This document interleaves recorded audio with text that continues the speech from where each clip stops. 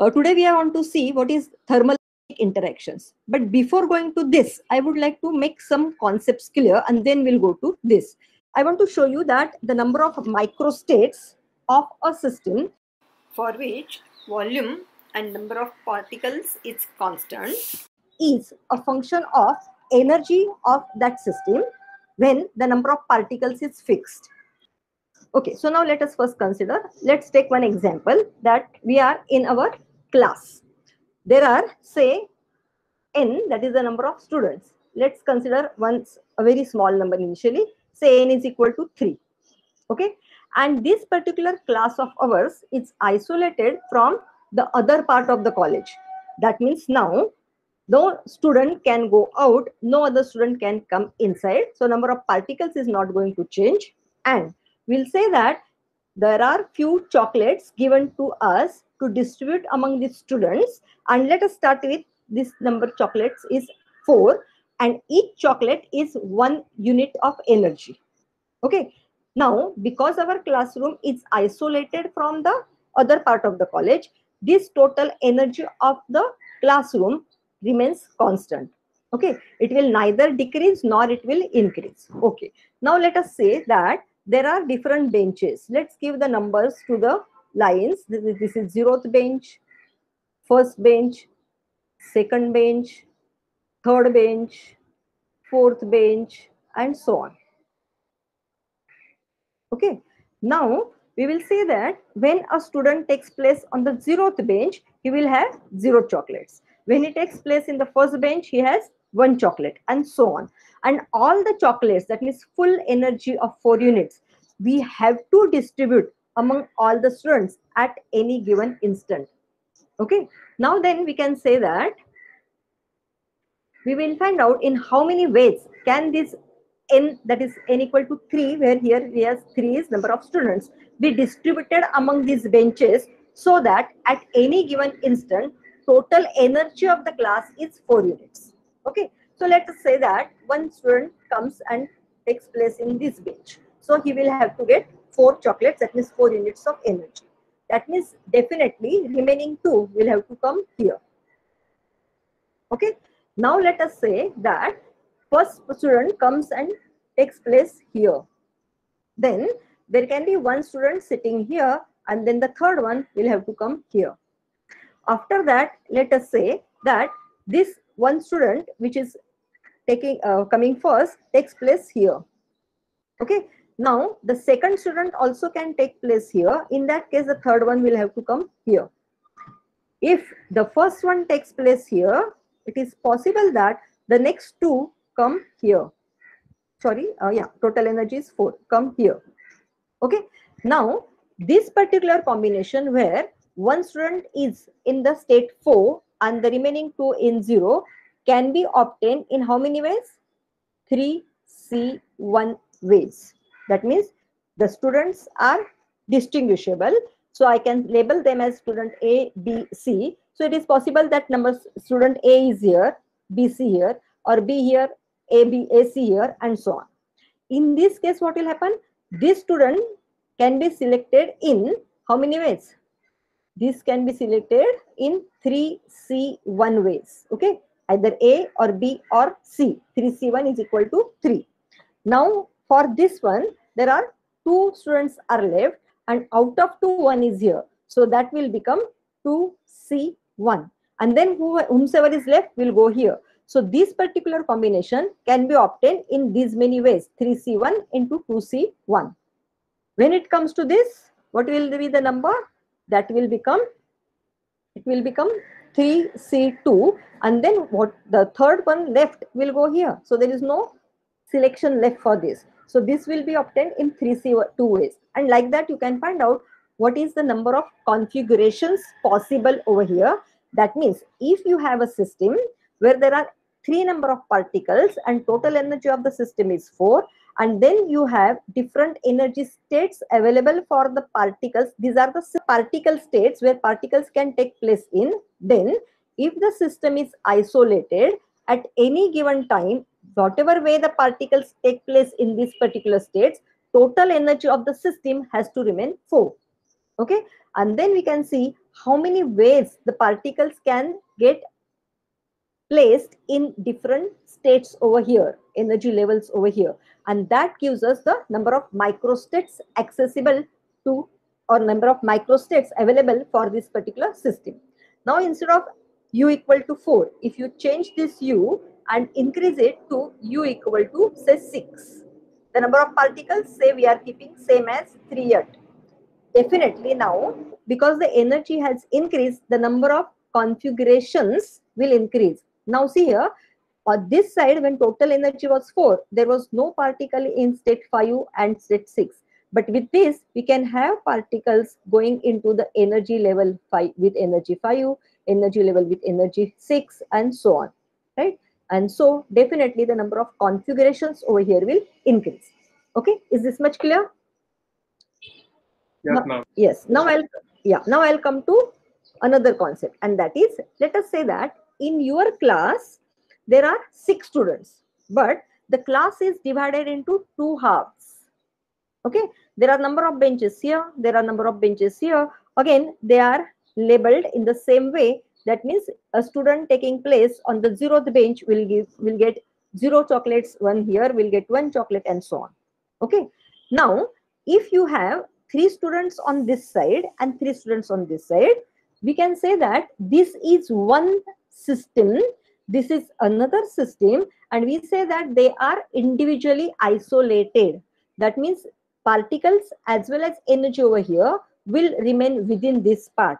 Similarly, particles and energy over here will remain within this part.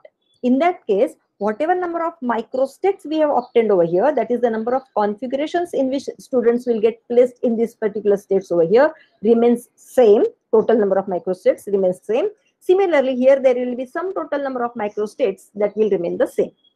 Now, if we say that the students will not shift, okay, but through this partition, students can exchange the chocolates. That means energy is being exchanged. Now that means what will happen?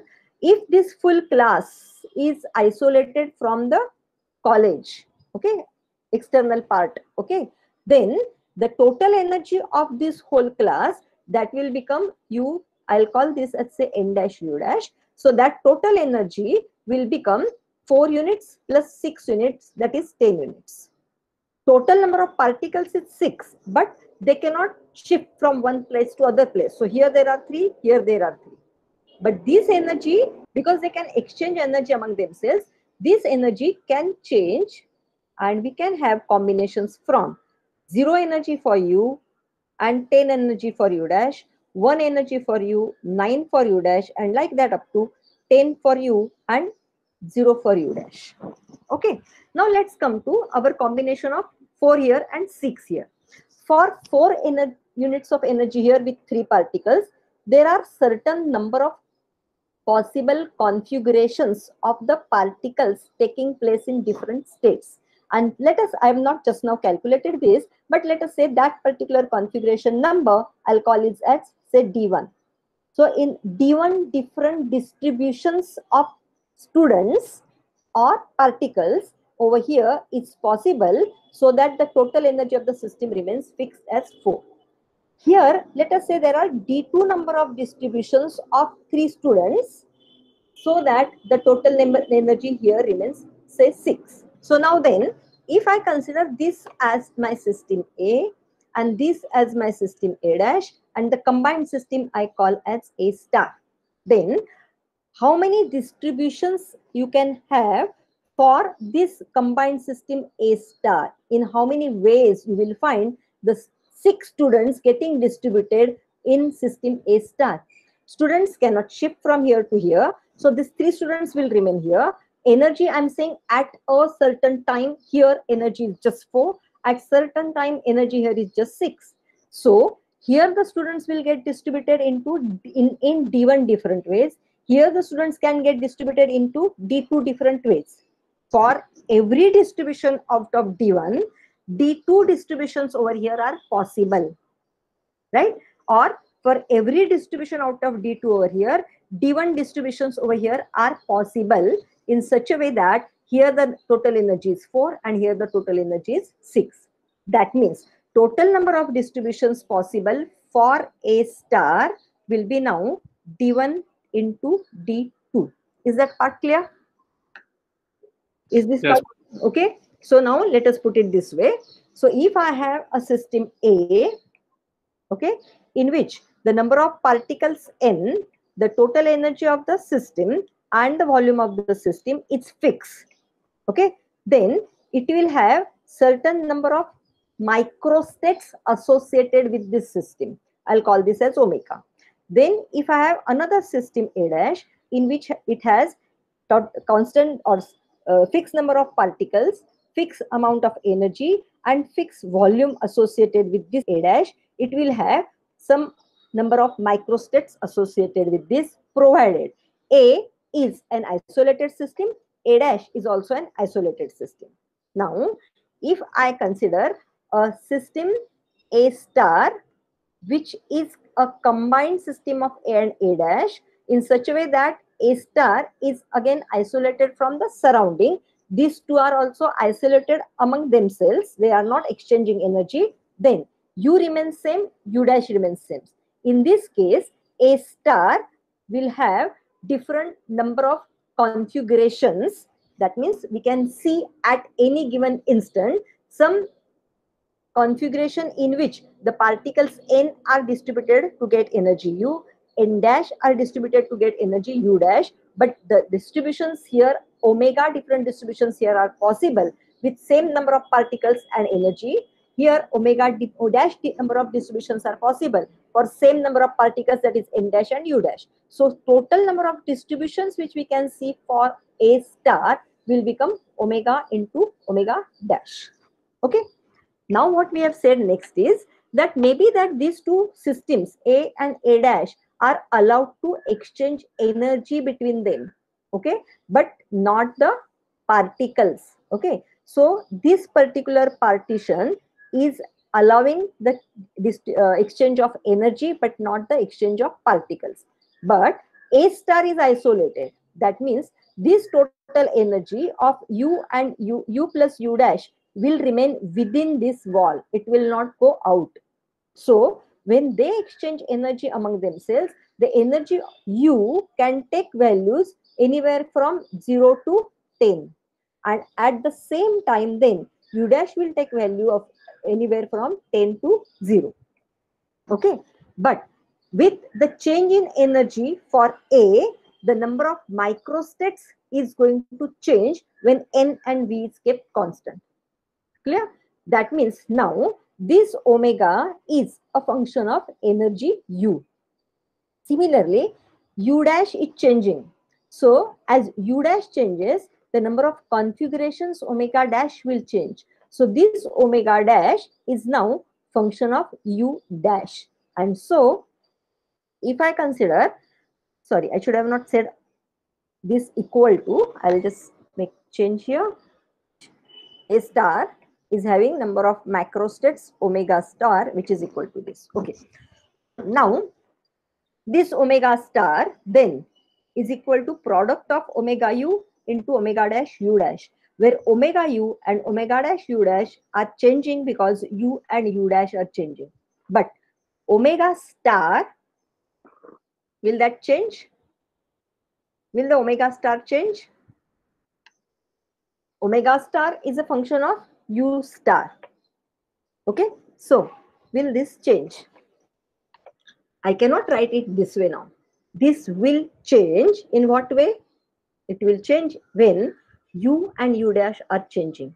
So when U has a specific value and U dash will then have another specific value. So I can write this U dash always as U star minus U. Right? So once this value for system A is fixed, that for system A dash is also fixed. Okay, and with this combination, omega has some value, omega dash has some other value. Now if U is say 2 and U dash is 8, omega 2 has some value and omega dash 8 has some other value.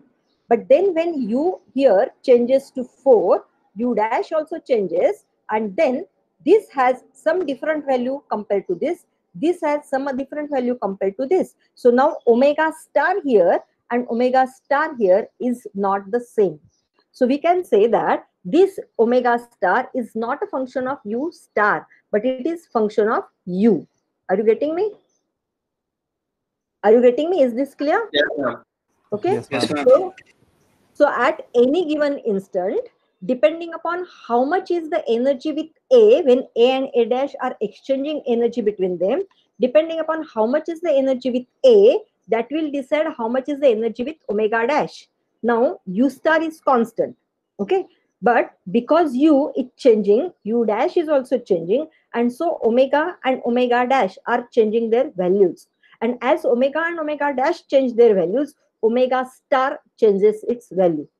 At a given instant, when omega is depending on the value of energy of A, okay, at that instant, omega star will depend on the value of energy of A, because as soon as energy of A is decided, energy of A dash also gets decided, as U plus U dash is always a constant. Is this clear? Okay, then we'll come to what we have to study now. Because, yes. Yes. Ma'am, can you go back to that energy 4 and 6 example? Okay. Here it is. What is your question here? Here, D1 is total number of arrangements of particle possible for energy 4. Right. And D2 is arrangement possible for 6. So Right. when we are taking A star, then why we are doing D1 into D2 and not addition, D1 plus D2? Okay, let me come to that in a simple way. Let us say that here we can have two different ways of students sitting. Say one is this way. There are two students, they are sitting either this way or they are sitting on two different benches this way. Okay. Now, here maybe there are three students. So maybe they are all sitting on one bench, or there are two sitting on one bench, one on the other, and there are three sitting on three different ways. I'm not taking in terms of energy, I'm just taking one configuration. Okay, just example. So maybe there are two different ways possible here and three different ways possible here. Okay. So at a given instant, maybe here they are sitting this way, and for that corresponding to this at that instant here, maybe there are this anything possible, right? So if I'm saying that this is possible configuration at some instant here, at this time there are three different possible configurations on the other side. At the same time, I can say that this is a possible configuration here. Corresponding to this, there will be these three configurations possible here. That means at any given instant, there will be 2 multiplied by 3, 6 possible configurations. Is this clear? Is it clear?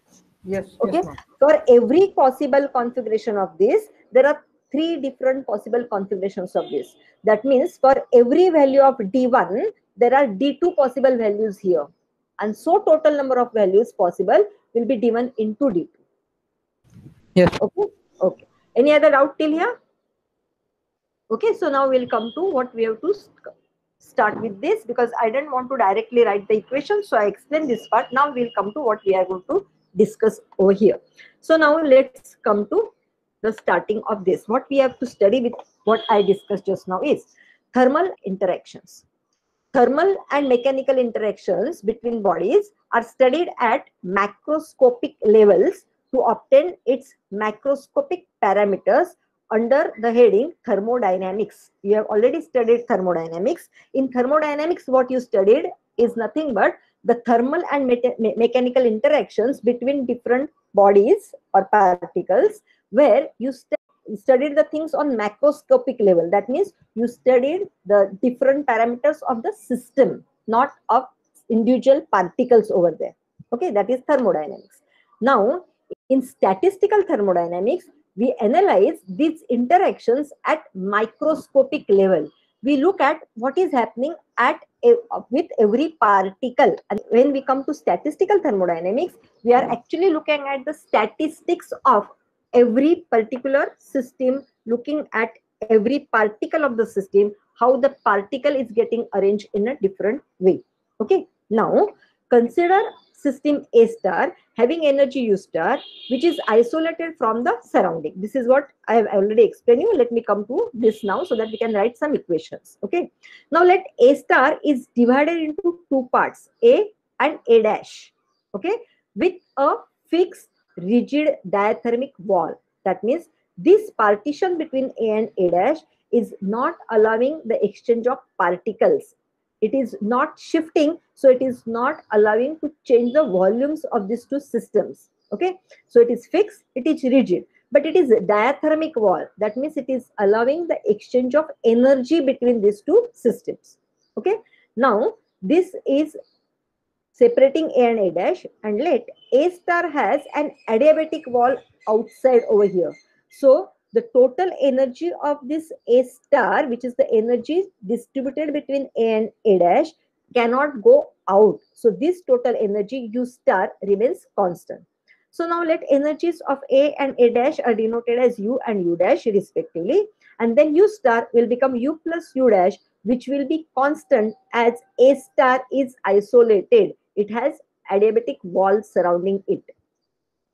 Now, if A and A dash exchange energy among them, U as well as U dash can take values from 0 to U star.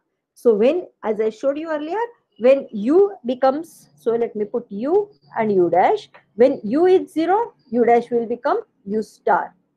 When U is equal to 1, this will become U star minus 1. And like that, when this becomes U star, this will become 0. So sum of U and U dash will always remain U star. Okay. Now, as A and A dash are exchanging energy between them, individually they can take value of energy anywhere between 0 to U star. Let the interaction starts, and before interaction, average energies of A and A dash are detected as Ui bar and Ui dash bar. Similarly, after interaction, these values are detected as UF bar and UF dash bar. How will you detect these average values of energies? How can we find the average value? So to find the average value, say let us initially consider that this wall is not allowing any exchange of energy. So there is no interaction happening. So when there is no interaction happening, we want to find out what is the average energy of this and what is the average energy of this. Okay, that means we have allowed the interaction. Okay, and now at a certain instant, before the next interaction should take place, we want to see what was the average value here and what was the average value here. And immediately after the next interaction, we want to again find out the average energy here and average energy here. Clear? So this particular wall is first allowing the exchange of energy, and so with that, A has now taken some average value of energy Ui, and this has taken some average value of energy Ui dash. Okay, we can detect that. Now we allow the exchange again, and then we can see the new value of energy here, and we can say that is UF bar, and this will become UF dash bar. Okay, but how will you read this or not, find out the value of average energy before interaction or after interaction? So there are two different ways which we have studied earlier, and that is we can observe the system for a very long time. Remember, we saw the time average. Okay, so if we observe the system for very large time, then out of the interval, total interval t, that is the time interval t, we can see for how long we found the system having energy, particular energy, say U1. Okay, this is delta T1. Then for how long it had energy U2. So for delta 2 interval, it had energy U2 and so on. And then we can have time average by taking U1 delta T1 into U plus U2 delta T2 and so on. You can add the products divided by total time T, which should be equal to delta T1 plus delta T2 and so on. So you can find time average taking U1 delta T1 plus U2 delta T2 and so on. So I'll write it in short like this. So in short, I can write this as Ui delta Ti, where I is changing from 1 to n, some number n, summation of delta Ti, where I is changing from 1 to n. And that summation will this should be equal to total time T. And this will then give you UI average. Okay. Same way you can do for UI dash, you can do for UI dash bar, you can do for UF bar, UF dash bar. Okay. And what is the second method? Second method is you can do the ensemble average. And that will be an appropriate method to be used here, as we need to find average energies just before and just after the interaction. For that, what you will have to do then? For that, you will have to take large number of systems which are identical to this A dash, so A star. Okay, so you will have large number of systems which are identical to A star. That means each of that will have two systems A and A dash which have same volume V, same number of particles N. Again, A dash, B dash and N dash, and the total energy of A star should be same as what you have here, that is U star. Okay, so if you have large number of such systems which are identical to this original system A star, that will form one ensemble. Now U and U dash in every system which is part of this ensemble will take values in such a way that U plus U dash is equal to U star at any instant. Okay, now then what will happen is, if you have this full set of large number of identical systems where they all are exchanging energy among themselves, at any one given instant, the combination of U and U dash, okay, will not be the same. What do I mean by this? Let us take again the example that U star is equal to 10. It is possible that there is 0 unit energy here, 10 here, and like that, maybe it is 10 here and 0 here. So now it is possible that out of the large number of identical systems which are part of this ensemble, few are in this combination, few are in the combination of 1, 9, few are in this combination, and so on. And then we can find ensemble average using the equation that we have seen last time. So what was that equation? Okay, let me write that equation then. I'll write it here. So then that ensemble average was, you can take summation of mu r u r divided by summation of mu r, right?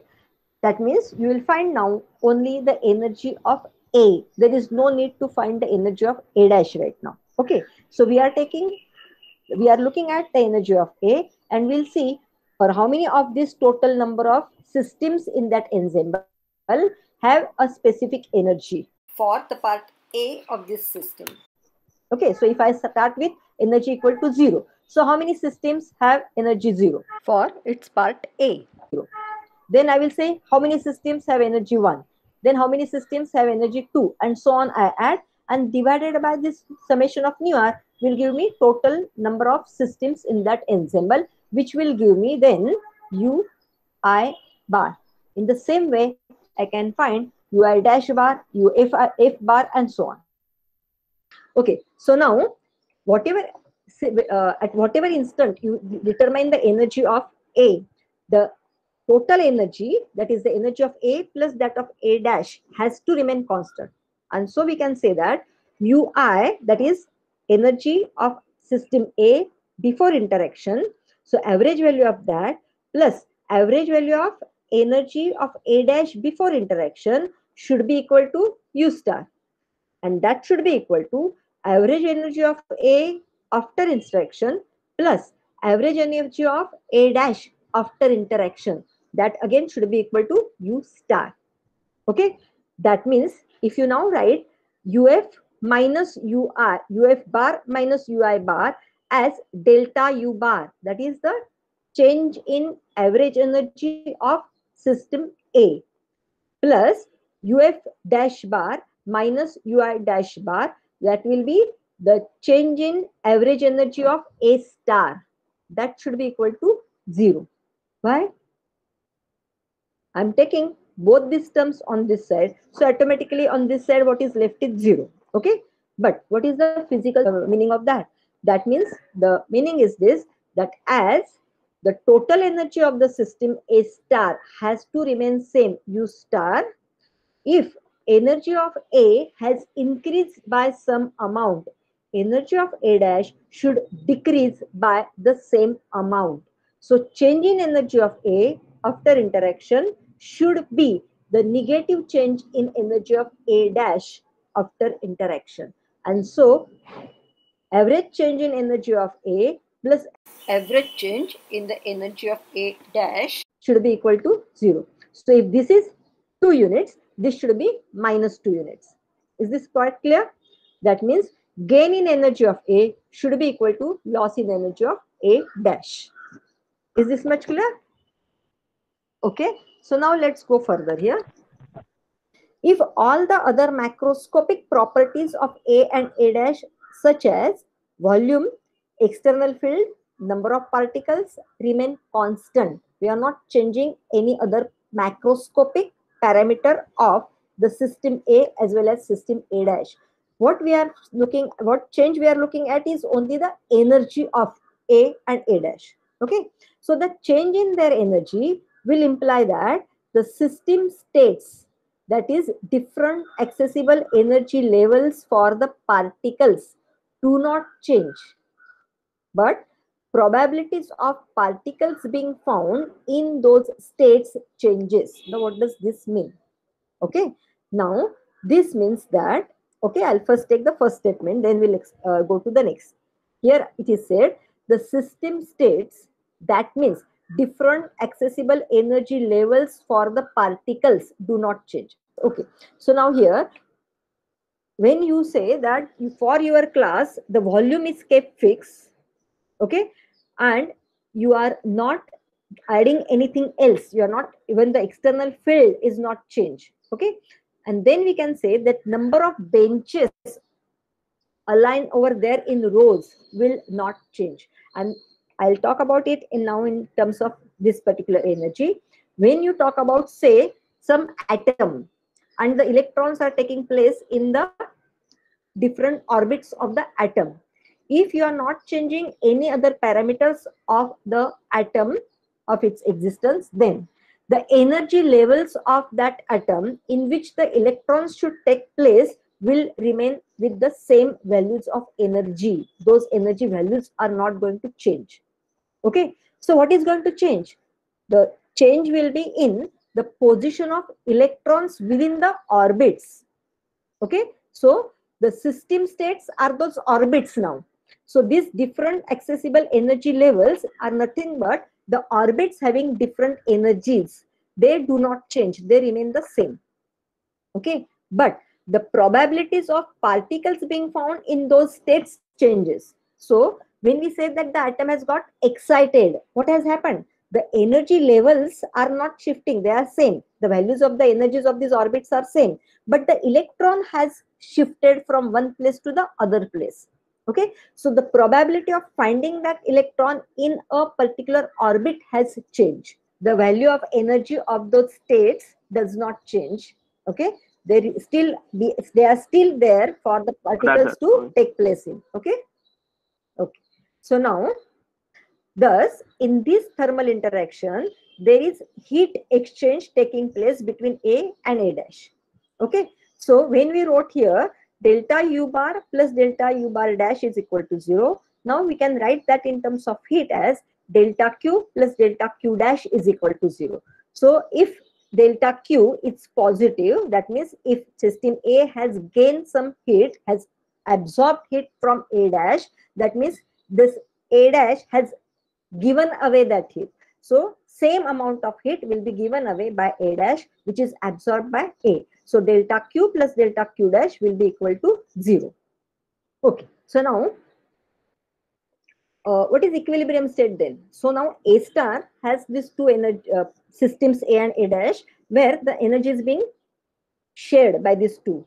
Now some configuration, that is some sharing, value of U corresponding to value of U dash, should be an equilibrium state. So equilibrium state for A star is the distribution of energy among A and A dash which is most probable. Is it clear? So we saw that energy of U and U dash can change like this. If U star is the maximum energy, then it can be 0 here, U star here, 1 here, U star minus 1 here, or like that up to U star here and 0 here. One of these particular configuration of energy at A and then corresponding energy of U dash will be often observed, or which will be most probable. Okay, and we then want to find out what will be the equilibrium state of A star. That means what will be the distribution of energy among A and A dash, which is most probable, which will be noticed most often. Now we saw that as this U changes, number of microstates associated with A changes. As U dash changes, number of microstates associated with A dash changes. And number of microstates associated with A star is the product of omega and omega dash. And at equilibrium, okay, A star will be at equilibrium when A star will have a certain distribution of energy, which is most probable. That means when this particular distribution of energy is most probable, that means this particular distribution of energy should have maximum number of microstates associated with it.